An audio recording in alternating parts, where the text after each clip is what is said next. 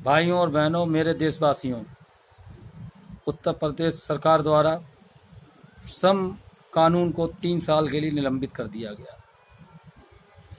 मैं इसका विरोध करता हूं और मैं बताना चाहूँगा कि श्रम कानून खत्म करने के लेबर वर्ग को क्या नुकसान होगा और किस व्यक्ति को या किस उद्योगपति को लाभ होगा। श्रम कानून निलंबित करने का अर्थ यह है कि जो व्यक्ति 8 घंटे काम कर रहा था उसकी कार्य क्षमता को असीमित कर दिया जाएगा, चाहे वो 12 घंटा काम करे, चाहे 13 घंटा काम करे। उसका मूल्यांकन सरकार के नियमों के अनुसार नहीं, उद्योगपतियों के द्वारा अपने विचारों के आधार पर भुगतान दिया जाएगा।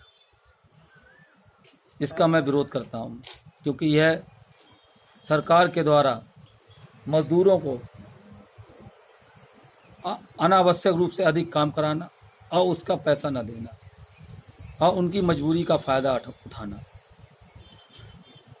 सरकार का यह नज़रिया बिल्कुल गरीबों को शोषित करना और अमीरों को और अमीर कर देना। गरीब व्यक्ति इस लॉकडाउन और महामारी, कोरोना महामारी के समय बहुत ही गंभीर स्थिति में गुजर रहा है।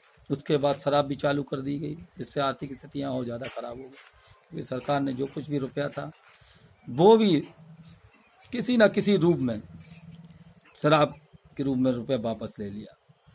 महिलाओं के तो उत्पीड़न हो ही रहे हैं, आए दिन रोज़ हत्याएं हो रही हैं। रोज़ अखबारों में कोई पति अपनी पत्नी की हत्या कर देता है, कोई शराब पीकर रोड के किनारे पड़ा होता है तो कुत्ते उसे नोच कर खा जाते हैं, कोई आदमी छत पर सो रहा है तो छत से गिर पड़ता है, उसकी मृत्यु हो जाती है। कहीं ना कहीं किसी भी प्रकार पीड़ित महिला ही होती है, उस पर भी कोई विचार नहीं दिया गया। इसके बावजूद श्रम कानून को निलंबित कर दिया। हर तरीके से गरीब व लेबर वर्ग का ही शोषण हो रहा है। मैं इसकी कड़ी निंदा करता हूं और मैं उत्तर प्रदेश को, सरकार को आग्रह करता हूं, यह सलाह देना चाहता हूं कि अपने सलाहकारों को बदलिए। यह आपको गलत दिशा और गलत दशा बता रहे हैं।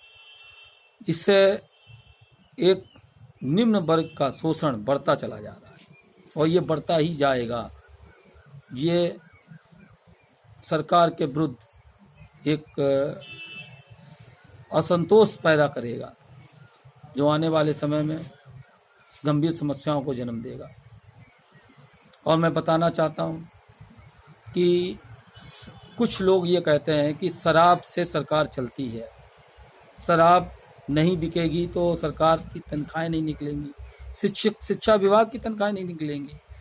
ताज्जुब की बात यह है कि कुछ लोग जब ये कहते हैं शिक्षा विभाग ही शराब से चलता है, तो मुझे ये ताज्जुब होता है कि शराब बेचकर सरकार शिक्षा कर देती है और जो शिक्षित हो जाता है उसको शराब पिलाती है।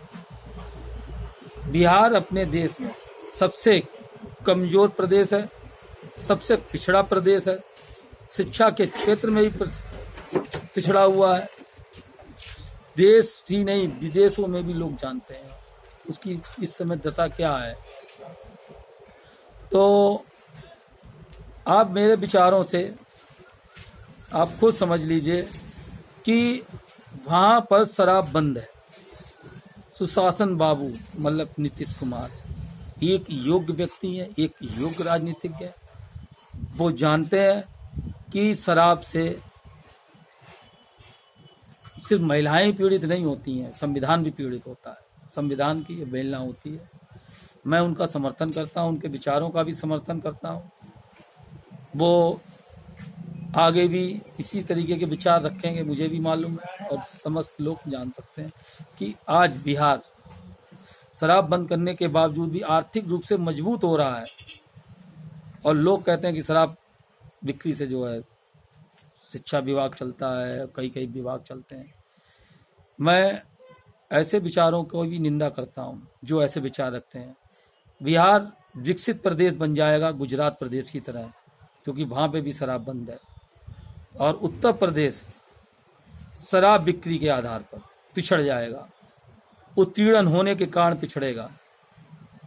हमारे उत्तर प्रदेश में धार्मिक व्यक्ति बैठे हुए हैं, एक सामाजिक प्रतिष्ठित व्यक्ति हैं समाज के, जो इनकी धर्म के आधार पर भी प्रतिष्ठित हैं।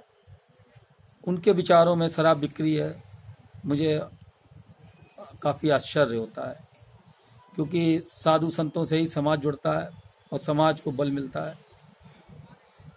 मैं चाहता हूं कि मुख्यमंत्री जी बिहार प्रदेश की तरह उनके विचारों को समझें और अपने प्रदेश में भी शराबबंदी का अध्यादेश लाएं, और इन्हीं जो भी खर्चे हैं आर्थिक रूप से अन्न मदों में अपना